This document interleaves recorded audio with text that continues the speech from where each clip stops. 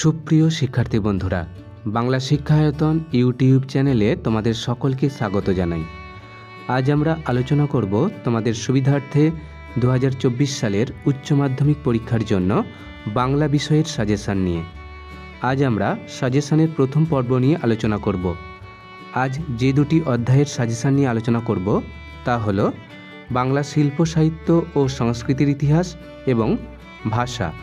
কাজেই ভিডিওটি তোমরা প্রথম থেকে শেষ পর্যন্ত খুব মনোযোগ সহকারে দেখো, আশা করি অনেক উপকৃত হবে। তাহলে চলো আর কথা না বাড়িয়ে আলোচনা শুরু করা যাক। বাংলা শিল্প সাহিত্য ও সংস্কৃতির ইতিহাসের মোট 5টি ধারা রয়েছে।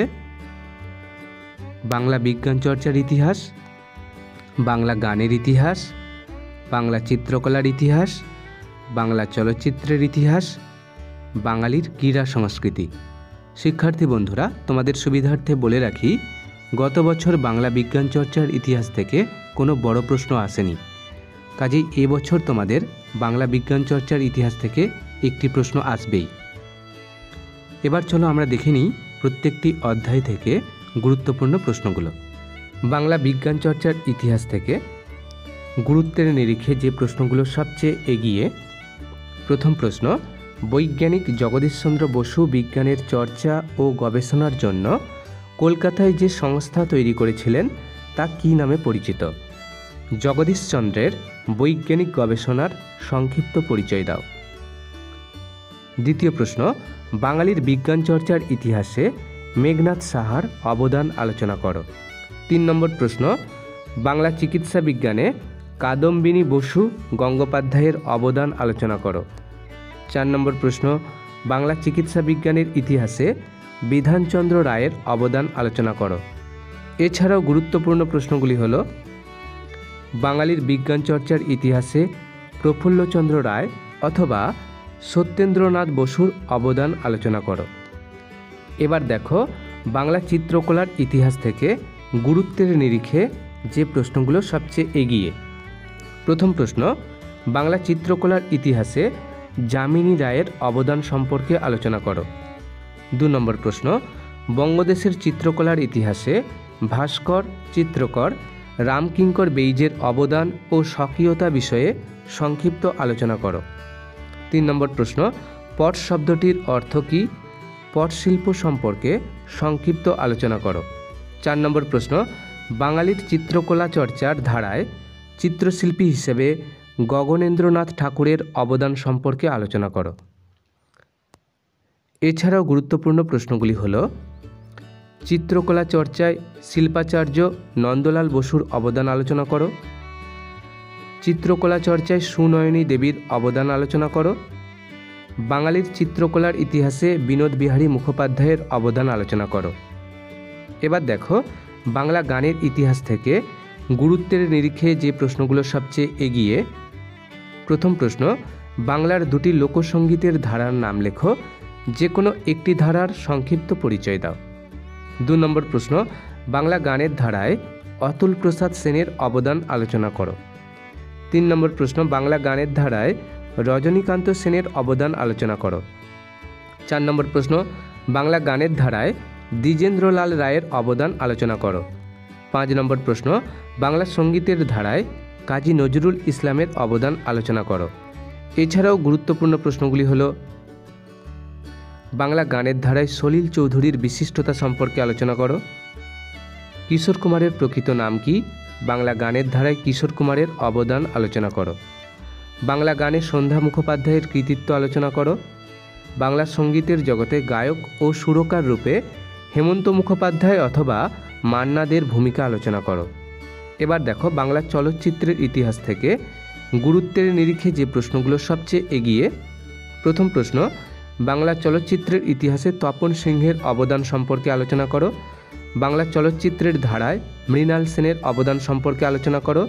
3 নম্বর প্রশ্ন, বাংলা চলচ্চিত্রের ইতিহাসে নিউ থিয়েটার্স এবং মডার্ন থিয়েটারের অবদান কতখানি তা বুঝিয়ে দাও। 4 নম্বর প্রশ্ন, বাংলা চলচ্চিত্রের ধারায় পরিচালক ঋত্বিক ঘটকের অবদান আলোচনা করো।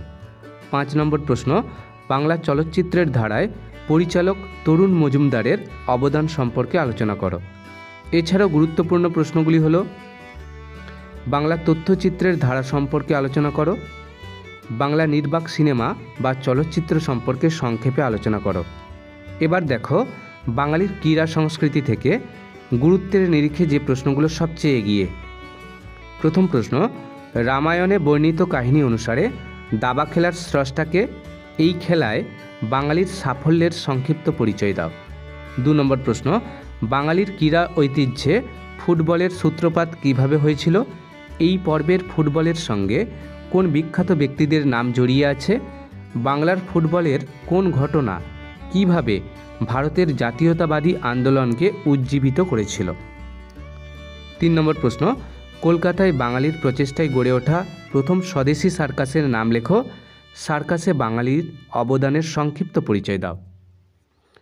4 নম্বর প্রশ্ন, ব্রতচারী কি? ব্রতচারীর উদ্ভাবক কে? সংক্ষেপে ব্রতচারী সম্পর্কে আলোচনা করো। 5 নম্বর প্রশ্ন, সাঁতারে বাঙালির কৃতিত্ব আলোচনা করো। 6 নম্বর প্রশ্ন, বাংলা ক্রিকেটের ধারায় সারদারঞ্জন রায়চৌধুরীর অবদান সম্পর্কে আলোচনা করো। এবার দেখো ভাষা। ভাষার মোট 5টি ধারা রয়েছে: ভাষাবিজ্ঞান ও তার বিভিন্ন শাখা, ধ্বনিতত্ত্ব, রূপতত্ত্ব, বাক্যতত্ত্ব, শব্দার্থতত্ত্ব। শিক্ষার্থী বন্ধুরা, গত বছর ধ্বনিতত্ত্ব এবং শব্দার্থতত্ত্ব থেকে বড় প্রশ্ন পরীক্ষায় পড়ে গেছে। কাজেই এবছর এই দুটি অধ্যায় থেকে পরীক্ষায় প্রশ্ন আসার সম্ভাবনা কম। তবুও আমি তোমাদের সুবিধার্থে প্রত্যেকটি অধ্যায় থেকে গুরুত্বপূর্ণ প্রশ্নগুলি দিয়ে দিয়েছি, দেখে নাও। ভাষাবিজ্ঞান ও তার বিভিন্ন শাখা। গুরুত্বের নিরিখে যে প্রশ্নগুলো সবচেয়ে এগিয়ে। প্রথম প্রশ্ন, ফলিত ভাষাবিজ্ঞানের বিভিন্ন শাখাগুলির উল্লেখ করে যে কোনো একটি শাখার আলোচনা করো। অথবা শৈলী বিজ্ঞান কাকে বলে? শৈলী বিজ্ঞান সম্পর্কে সংক্ষিপ্ত আলোচনা করো। 2 নম্বর প্রশ্ন, অভিধান কাকে বলে? অভিধান বিজ্ঞানের সংক্ষিপ্ত পরিচয় দাও। 3 নম্বর প্রশ্ন, ভাষাবিজ্ঞানের আলোচনায় বহুল প্রচলিত শাখাগুলি কি কি? যে কোনো দুটি শাখা সম্পর্কে সংক্ষেপে আলোচনা করো। এবার দেখো রূপতত্ত্ব থেকে গুরুত্বের নিরিখে যে প্রশ্নগুলো সবচেয়ে এগিয়ে। প্রথম প্রশ্ন, রূপমূল কাকে বলে? উদাহরণসহ স্বাধীন ও পরাধীন রূপমূলের পরিচয় দাও। 2 নম্বর প্রশ্ন, রূপমূল কাকে বলে? রূপমূল কয় প্রকার ও কি কি? উদাহরণসহ সেগুলি বুঝিয়ে দাও। অথবা দাগের প্রশ্ন, রূপমূল কাকে বলে? উদাহরণসহ আভিধানিক ও ব্যাকরণসম্মত রূপমূলের পরিচয় দাও। 3 নম্বর প্রশ্ন, প্রত্যয় কাকে বলে? ব্যবহারিক প্রয়োগের অবস্থান অনুযায়ী প্রত্যয়কে কয়টি ভাগে ভাগ করা যায় ও কি কি? সংজ্ঞাসহ প্রত্যেক ভাগের একটি করে উদাহরণ দাও। 4 নম্বর প্রশ্ন, সমাস কাকে বলে? পদ গঠনের চরিত্রের ভিন্নতা অনুযায়ী সমাসের ভাগগুলি বিশ্লেষণ করো। 5 নম্বর প্রশ্ন, মুন্ডমাল শব্দ কাকে বলে? উদাহরণ সহকারে বুঝিয়ে দাও। এবার দেখো বাক্যতত্ত্ব থেকে প্রথম প্রশ্ন, গঠনগত দিক থেকে বাক্যকে কটি ভাগে ভাগ করা যায় ও কি কি? উদাহরণ সহ প্রত্যেকটি ভাগের পরিচয় দাও। 2 নম্বর প্রশ্ন, বাক্যের অব্যবহিত উপাদান সম্পর্কে আলোচনা করো। অথবা বাক্যের অব্যবহিত উপাদান বিশ্লেষণ বলতে কী বোঝো? বাক্যের অব্যবহিত উপাদান বিশ্লেষণে কটি জোট পাওয়া যায় ও কি কি? যে কোনো দুটি জোট সম্পর্কে সংক্ষেপে আলোচনা করো। অথবা উদাহরণ সহকারে বিশেষ্য জোট ও ক্রিয়া জোটের ধারণা বুঝিয়ে দাও। 3 নম্বর প্রশ্ন, ভঙ্গিগত বা অর্থগত দিক থেকে বাক্যকে কি কি ভাগে ভাগ করা যায়? উদাহরণ সহ প্রত্যেক ভাগের সংক্ষিপ্ত পরিচয় দাও। এবার দেখো ধ্বনিতত্ত্ব থেকে গুরুত্বের নিরিখে যে প্রশ্নগুলো সবচেয়ে এগিয়ে। প্রথম প্রশ্ন, অবিভাজ্য ধ্বনি কাকে বলে? উদাহরণ সহ অবিভাজ্য ধ্বনিগুলির পরিচয় দাও। 2 নম্বর প্রশ্ন, উদাহরণ সহ গুচ্ছধ্বনি ও যুক্তধ্বনির পরিচয় দাও। 3 নম্বর প্রশ্ন, বিভাজ্য ধ্বনি কাকে বলে? দুটি বিভাজ্য ধ্বনির পরিচয় দাও।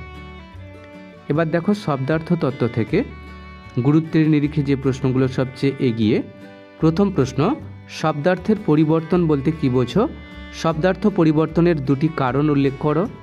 শব্দার্থ পরিবর্তনের ধারাগুলি উল্লেখ করে যে কোনো দুটি ধারার উদাহরণ সহ পরিচয় দাও। অথবা দাগের প্রশ্ন, উদাহরণ সহ শব্দার্থের সংকোচ ও শব্দার্থের প্রসার সম্বন্ধে আলোচনা করো। 2 দাগের প্রশ্ন, থিসরাস কি? প্রথম আধুনিক থিসরাসের রচয়িতাকে? থিসরাস সম্পর্কে সংক্ষেপে আলোচনা করো। 3 নম্বর প্রশ্ন, শব্দার্থের সত্য সাপেক্ষ তত্ত্বটি উদাহরণ সহযোগে সংক্ষেপে আলোচনা করো। 4 নম্বর প্রশ্ন, শব্দার্থের সমার্থকতা, বিপরীতার্থকতা ও ব্যাপকার্থকতা উদাহরণ সহ সংক্ষেপে আলোচনা করো। এই ছিল আমাদের আজকের আলোচনাটি যদি ভালো লেগে থাকে তাহলে অবশ্যই ভিডিওতে একটি লাইক দিও। সবাই খুব ভালো থেকো, ধন্যবাদ।